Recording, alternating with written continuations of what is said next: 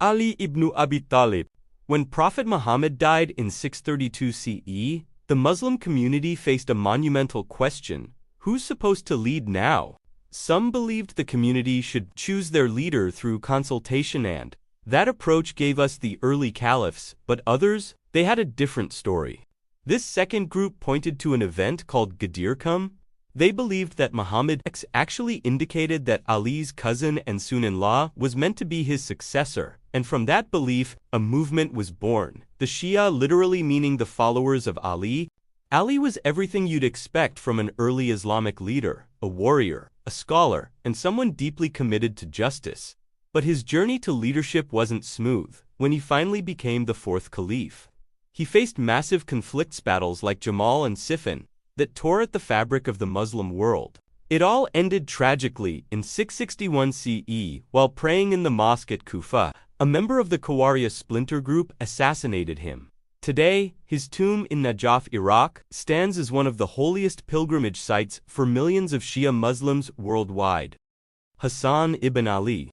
After Ali's death, his supporters in Kufa quickly pledged their allegiance to his eldest son, Hasan. On paper, he was the rightful leader of Iraq and beyond. But there was a problem. Across in Syria, a powerful man named Muawiyah controlled vast territories and commanded a massive army.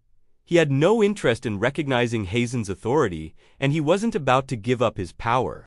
So, the Muslim world faced a crisis: two competing claims to leadership, two armies on opposite sides, and everyone wondering if another brutal war was coming. Here's where Hasan surprised everyone. His supporters wanted him to fight to prove his right to rule, but Hasan, he saw it differently. He understood that another war would only mean more Muslim blood spilled, more families destroyed. So, he made a choice that shocked many. He negotiated a peace deal with Muawiyah and stepped down from power. Husayn ibn Ali. After Hasan's death, Muawiyah had consolidated his power. But when he died, he did something controversial. He appointed his own son Yazid as his successor. This violated everything the early Islamic community had stood for. You don't just inherit the caliphate. That's not how this was supposed to work. In Kufa, people were outraged. They sent letter after letter to Husayn, begging him to come lead a revolt. Come to us, they promised. We'll support you, we'll protect you, we'll fight by your side. So, Husayn decided to leave Mecca. He gathered his family, a small group of loyal followers, and set out toward Iraq. But he never made it. In 680 CE, he and his companions were stopped. In a desolate desert known as Karbala, the Umayyad governor's forces surrounded them. For days, they were trapped, cut off from water, surrounded by soldiers. After failed negotiations, battle erupted. It was a massacre. Husayn and nearly all his companions were killed. The Battle of Karbala became the defining tragedy of Shia Islam. Every year, millions commemorate his sacrifice, mourning not just his death, but what he represented: resistance against injustice, even when victory seems impossible. Ali Zainal Abidin was Husayn's son, and he was one of the few family members who survived Karbala, not because he was a great warrior, but because he was sick that day and couldn't fight. After the massacre, the Umayyad soldiers took him and the other survivors as prisoners. They were paraded through Kufa, then to Damascus, before eventually being allowed to return to Medina. But home wasn't really freedom.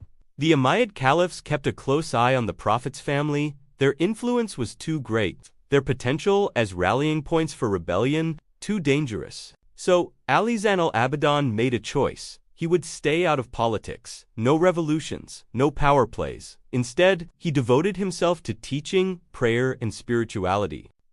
Muhammad al-Baqir. Muhammad al-Baqir was born in Medina around 677 CE, right as the Umayyad dynasty was falling apart. The Islamic world was chaotic.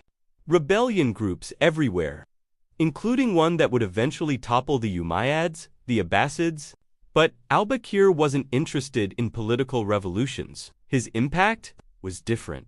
He had this incredible ability to explain complicated Islamic ideas in ways that just made sense.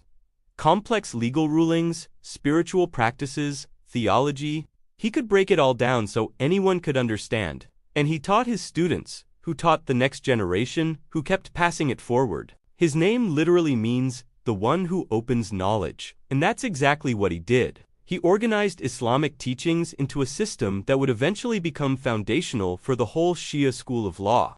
He died around 732 CE in Medina. Jafar al-Sadiq. His nickname al-Sadiq means the Truthful One, and it fit because he refused to speak carelessly or exaggerate. When he taught, people knew they could trust every word.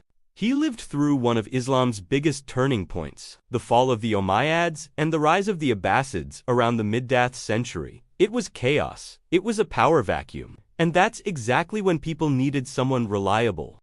Scholars traveled from everywhere to study with him. What he taught about Islamic law and how to live as a Muslim became the foundation for what's now called Jafari jurisprudence. Most Shia Muslims follow this school of law today, and it all traces back to him.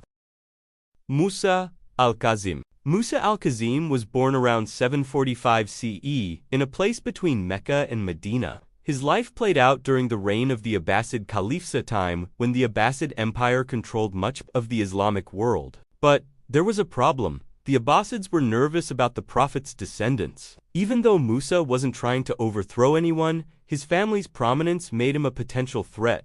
So, the authorities arrested him multiple times. He spent long periods locked up in the dungeons of Baghdad. According to Shia tradition, he was eventually poisoned in prison, dying in 799 CE. The exact circumstances are debated by historians. But one thing's clear, Musa suffered at the hands of those who feared his influence. Ali al-Ridha. Ali al-Ridha was born around 766 CE in Medina. The son of Musa al-Kazim, after his father's death, his followers considered him the rightful spiritual successor. The Abbasid Caliph Al-Mahdi made an unexpected move. He officially appointed Ali al-Ridha as his heir apparent. As the next caliph, this was huge, and it was weird. Why would an Abbasid caliph of all people elevate someone from the Prophet's family to such a position of power? Historians have different theories. Some think al-Mamun was trying to buy peace, to appease the groups that supported Ali's descendants.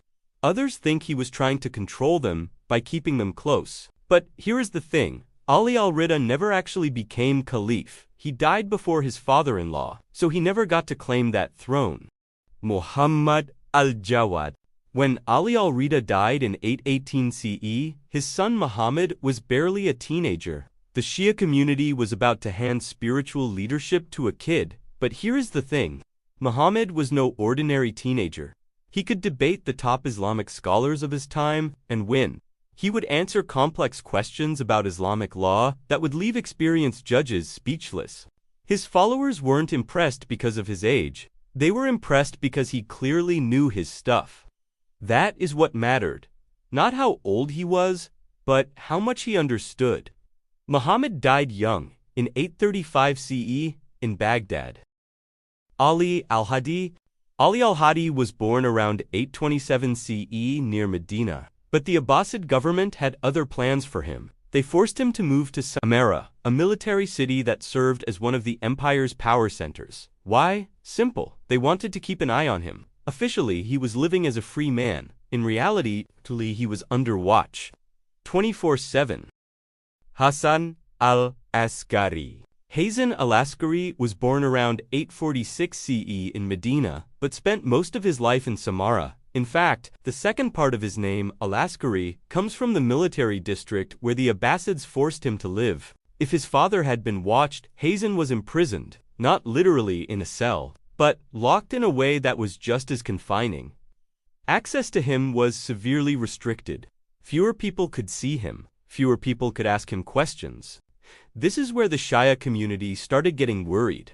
If the next imam couldn't even communicate with his followers, how could he lead? What happened when he passed away? Was the line of imams going to just end?